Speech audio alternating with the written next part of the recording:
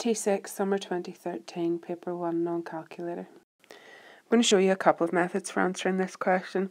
The first one I'm going to show you is the AND rule, and that tells us that the probability of A and B happening is the probability of A times the probability of B.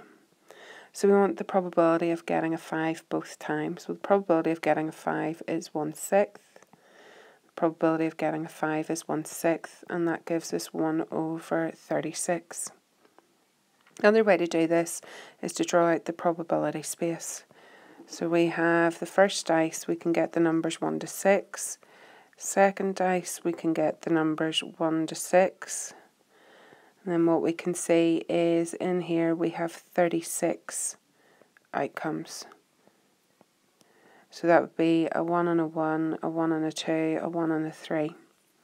What we're interested in is a 5 and a 5, and that happens once out of 36.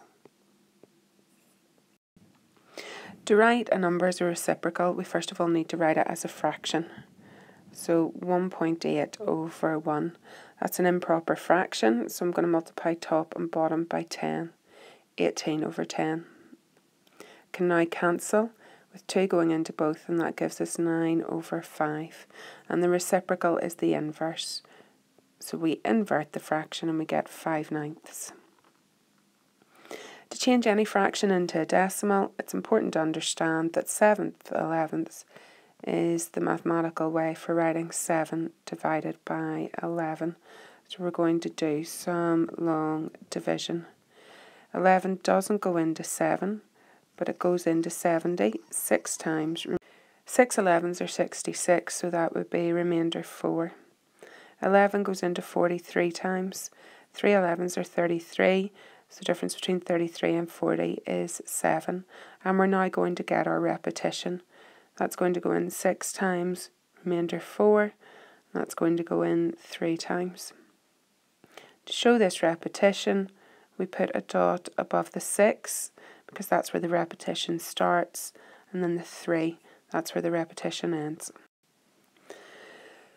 So we want to use substitution. So if x equals 0, y is 2 to the power 0 plus 1. 2 to the power 0, anything to the power 0 is 1, so that's 1 plus 1, which is 2. If x equals 3, we want y to be 2 cubed plus 1. If you can remember that 2 cubed is 8, it gives us 9. If you can't remember it, write it out. You will not lose marks for showing additional method. 2 times 2 is 4, 4 times 2 is 8. We're now going to plot the points 0, 2, 1, 3, 2, 5, 3, 9, and 4, 17.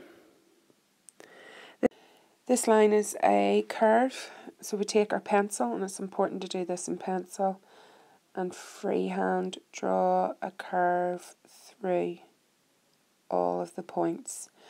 The reason why it's important to do it in pencil is if we go back and look at these, I've got a slight wobble here, so I'm going to rub it out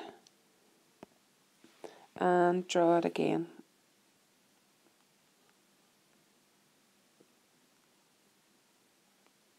I'm happier with my second attempt here. We have a dimensions question, and in this question I'm going to use L for length, A for area, and V for volume. And if we start with 1, we have W, which is a length squared, so that's an area times a length, minus, and we ignore the 2, a length times a length, so that's an area. So I have a volume minus an area, and that is nothing. It's neither a length nor an area nor a volume. We then look at 2. Q is, and we can ignore pi, we have a length. Inside the bracket we have a length plus a length plus a length, and that's all squared. Now a length plus a length plus a length is just a length. and a length squared is an area. So I have a length times an area, which is a volume. So I can say that Q measures volume.